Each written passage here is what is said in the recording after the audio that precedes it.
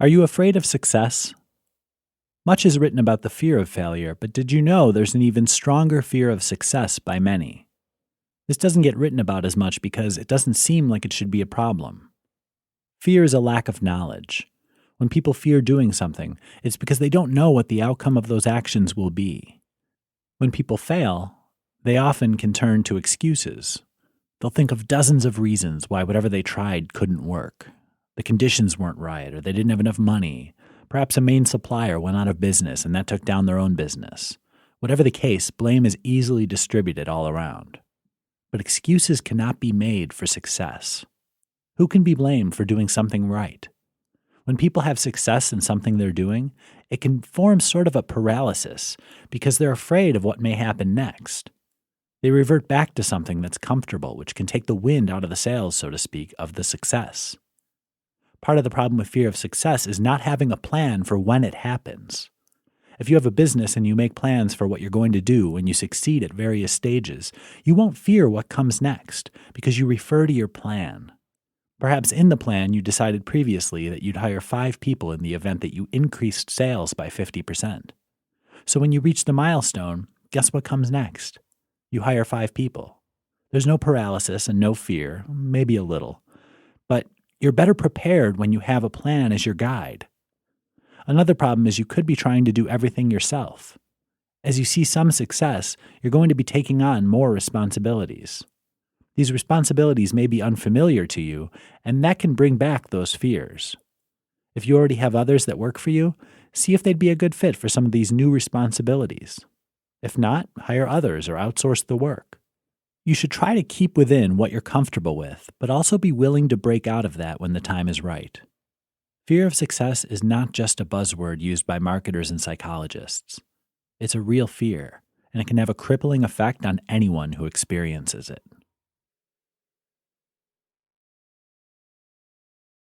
Are you afraid of failure? People can be so afraid of failure that they do everything imaginable to avoid it. They avoid taking any chances because if they try something and it doesn't work out, they'll be looked upon as a failure. To make matters worse, we often see successful people profiled in the media and think they must either be geniuses or they were naturals at what they did. And yet, if you look closely at the lives of these people, you'll discover a much different picture. What's not shown is all the hundreds of times these people have failed prior to being successful. Failure is a great tool to figure out what not to do the next time around. If something you tried didn't work, that's no reason to give up on your project. It should be used as a roadmap to reevaluate what went wrong and to adjust to try and make it work. Sometimes you may need help, as you won't know why what you tried was a failure. In this case, it may be worth it to find a mentor who can evaluate what you're doing and help you to get back on track. This may cost you some money up front, but good mentors are certainly worth it if they can produce results for you. Even if you decide to try everything on your own, seek out influential people that can help you by reading about what they have done and how they handled their own failures. There are several biographies of famous people and what it took them to get where they are. There's a side benefit to failure, and that's showing others your tenacity. By keeping on evaluating what went wrong and never letting it get you too down, it's hard to imagine that you won't succeed. There will always be setbacks, and sometimes it may be necessary to take alternative measures like side jobs, etc. But by keeping focused on what you're trying to accomplish and continuing to implement what works and discard what doesn't, you're well on your way to succeeding in whatever it is you're attempting. One aspect that you'll see common among people that have used failure as a learning tool is that they never stop learning. They're constantly making themselves better at everything they do.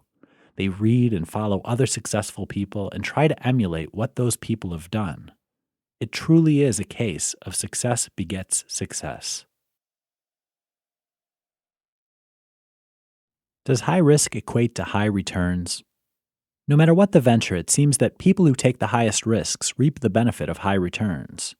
You may have heard the comparison around risk versus return several times in the past, but people take high risks all the time and lose a lot of money. So is there truth to the concept of risk versus return, or is it just a bunch of hype? Financial spin doctors love to interview high rollers on their shows. This makes it appear as though anyone willing to risk it big can come out a winner, like these guys did. One big problem with this is that many of these high rollers risked other people's money, so they really didn't have much to lose. It'd be great to see the profiles of their own portfolios and look into whether they can carry the same kinds of risk. If you put money down, you'll probably win if your bet is that they're more conservative with their own money. The financial spin doctors want you to continue believing that you can shoot for the moon because their sponsors are the big Wall Street trading firms. If they can get you to believe that you can be a high flyer, you're going to risk your money in the markets and probably end up losing. You're just a number to these players. They just want your money. This game has been going on in financial markets for as long as they've existed. Create a buzz on an investment that gets everybody scrambling to buy, all while the big players have already left. The brokerage firms also win as they collect their commissions from both buyers and sellers. There are occasions when making riskier bets can make sense, as long as you understand those risks and are comfortable with them. Having money management systems implemented with rules so you know when to get out is going to be a real help here. Money management can also keep you from putting in too much money on any one investment in the first place. This way, if the investment does go against you, it won't wipe out your entire portfolio. There is some truth in stepping up your risk leading to increase the returns, all things being equal.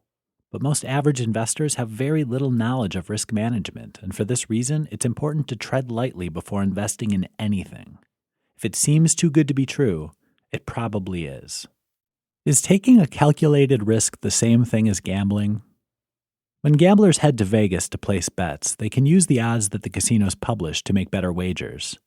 But are the odds the casinos publish accurate? Even if they were, do most gamblers pay attention to them?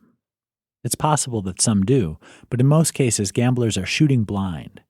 Besides, the odds always favor the house, so over time, any wins will turn to losses on average. But when you're working with risks in other ventures outside of gambling, can you calculate the risks in a way that it helps you take chances easier? A calculated risk is a procedure where you analyze the pros and cons of a venture or investment and then determine the likelihood that it will be successful. There are plenty of financial wizards that'll proclaim that it is possible. In reality, isn't a calculated risk simply a guess and therefore the same thing as gambling? When you analyze business ventures, there are many cases where you can draw from the experiences of similar ventures.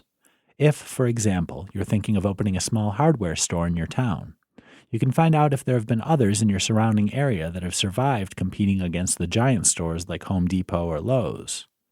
If you find that many have gone out of business due to pressure from these mega stores, you can make a calculated guess that it's probably not wise to open your own small hardware store. The same can be true for stock market investments, at least to a smaller degree.